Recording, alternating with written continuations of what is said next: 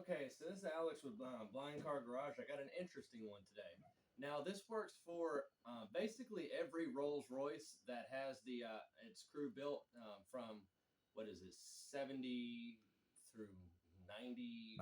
1965 through 1998 used spheres, two different styles. Yeah, The style that he's working on right now started around 1982. yep. And this one here, and there's a really easy way to tell if they're bad is when your vehicle drifts down overnight for the rear suspension or when it feels like it has no shocks. This is the sphere itself. You find this behind the trunk panel in the trunk, and ooh, you can tell that one's bad. You hear rattling around in there. This has nitrogen in it, and what it does is it provides hydraulic back pressure. Just imagine this kind of like a hydraulic battery or capacitor. And what happens is when that diaphragm in there fails, you get a really springy, non-dampened rear suspension.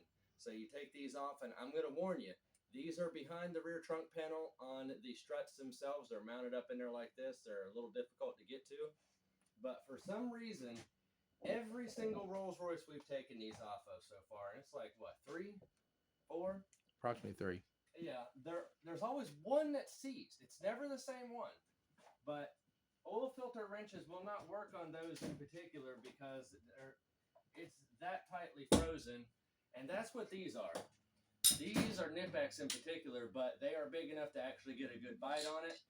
And it's funny because we bought these as a joke, and we never really used them for anything important other than the spheres themselves, which, how long have we had these for?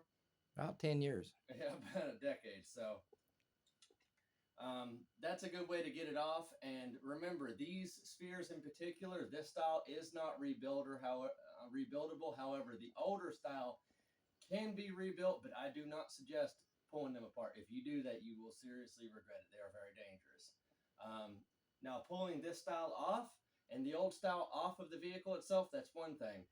If it has a thread where the two halves of this thing are put together, it's right about where this weld is right here. Do not unthread it. You will regret that. But these are actually pretty interesting. These are still stamped Citroen, if I can find it on here. Was it top or bottom of this? There right there. Yeah. That's actually a Citroen stamp, which is pretty cool. And it's still got the sticker on top of this one. These have never been changed, and considering it's off an 88 Rolls-Royce, them are pretty good odds. But I figured I'd show you guys that. It's something we didn't get to do on the video because it's in such a bad spot. We did this when we removed the fuel pump and fuel screen from the vehicle. But it's an easy enough fix. You can pull them off in 5 minutes.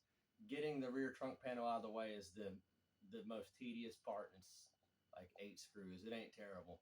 But either way, I hope you guys have a wonderful day, and God bless. One more thing, Alex. What's that? These are self-bleeding. When you change them out, they're self-bleeding. You start the car up and let it rise to the rod height, and then top off your fluid under the hood with LMH or a good equivalent. They are self-bleeding. Yes, that is a good point. And that goes for the brake spheres as well. All right. You guys have a wonderful day. God bless. Thank you.